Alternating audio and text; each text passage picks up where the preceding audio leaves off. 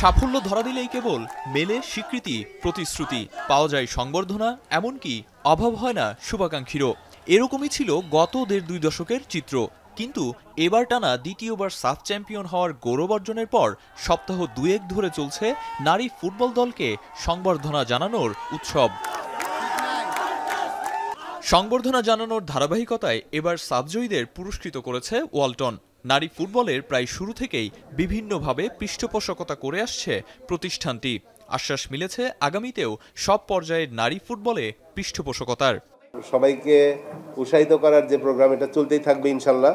আর women's উইংয়ের যে Bangladesh football ফেডারেশনের women's উইংয়ের যে খেলাগুলো হবে ফেডারেশন আন্ডারে, যে কাপ থেকে শুরু করে যেগুলো, প্রায় সবগুলোর সঙ্গে আমরা থাকার চেষ্টা করব।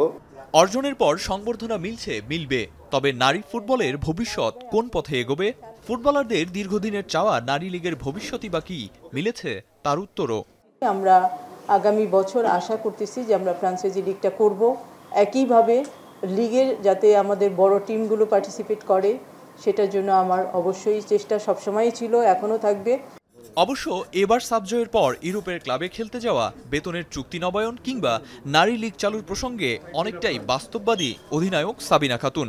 এবছরও যে জিনিসগুলো হয়েছে আমরা চাই না সেগুলো আবার রিপিট হোক। অনেকবার টুর্নামেন্ট খেলা হবে করে অনেকবার খেলা হয়নি, মেয়েদের হার্ট ব্রেক হয়েছে, মোটিভেশন হারাই ফেলছে মেয়েরা। সো আমি পার্সোনালি অনুরোধ থাকবে যেন এই জিনিসগুলো মেয়েরা আর ফেস না করে।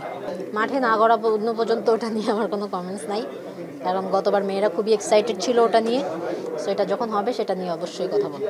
ঋতুরার আমার একটা কথা চলছে নর্থ ম্যাসেডোনিয়াতে। ওটা যদি এই মান্থের লাস্টে আসলে জানতে পারবো ওটার আপডেট কতখানি। নতুন চুক্তি নবায়ন করার জন্য এটা হচ্ছে কিরণ আপাকে বলছি, এখন উনি আজকে আমাদের সাথে বসবেন, দেখা যাক কি বলে।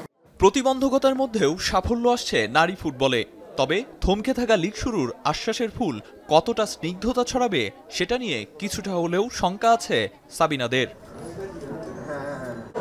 আরিফুল ইসলাম সাহাব, এখন, ঢাকা।